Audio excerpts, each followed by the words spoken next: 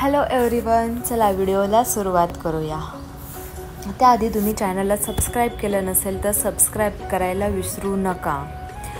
नवरात्रीमध्ये कोणत्या गोष्टी पाळायच्या आहेत, म्हणजे खरं तर महिलांनी या गोष्टी पाळायच्याच आहेत आणि कोणत्या गोष्टी पाळायच्या नाही आहेत हे आपण थोडक्यात बघूया। माता दुर्गेला समर्पित असलेली शारदीय नवरात्री वर्षभरात होणाऱ्या 4 नवरात्रींपैकी एक नवरात्र आहे।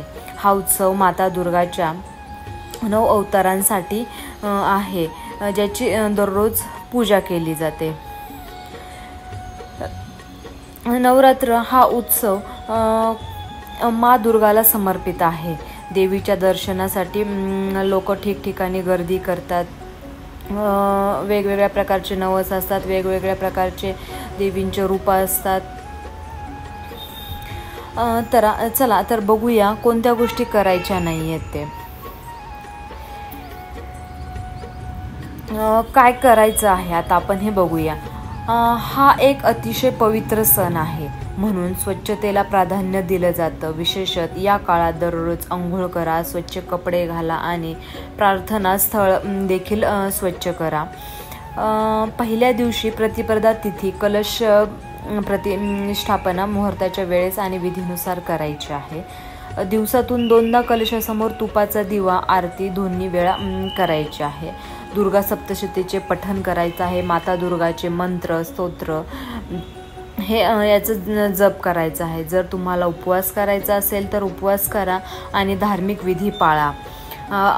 फक्त सात्विक अन्न खायचं आहे आणि आत्मसंयम ठेवायचा आहे। नवरात्रीच्या दरम्यान सर्वत्र पवित्र वातावरण असते, म्हणून आध्यात्मिक प्रबोधन आणि तपस्यासह आत्मसाक्षणासाठी हा सर्वोत्तम काळ मानला जातो।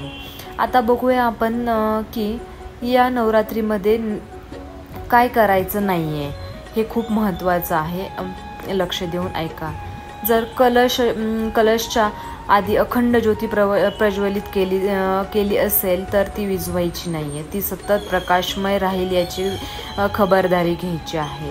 आपण उपवास पकडला असला तरी पूर्णपणे उपाशी राहायचं नाही आहे। फास्ट फ्रेंडली भोजन करायचं आहे, जेणेकरून शरीराची तब्येत ही चांगली राहील। मांसाहार हा बिलकुल करायचा नाही आहे। मादक पेय हे घ्यायचं नाही, बिलकुलसुद्धा घ्यायचं नाही आहे 9 दिवस। नवरात्री दरम्यान दाढी करायची नाही आहे किंवा केस कापायचे नाही आहेत, नखे कापायचे नाही आहेत। आणि महत्त्वाचं म्हणजे कोणाबरोबर कठोर वागायचं नाही आहे।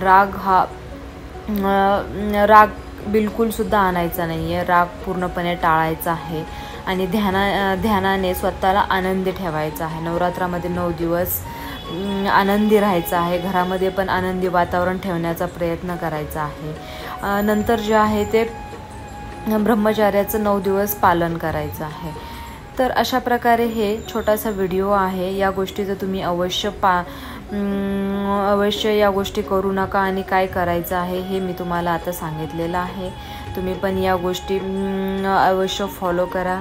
व्हिडिओ जर आवडला असेल तर लाईक करा, चॅनलवर नवीन असाल तर सबस्क्राईब करायला विसरू नका।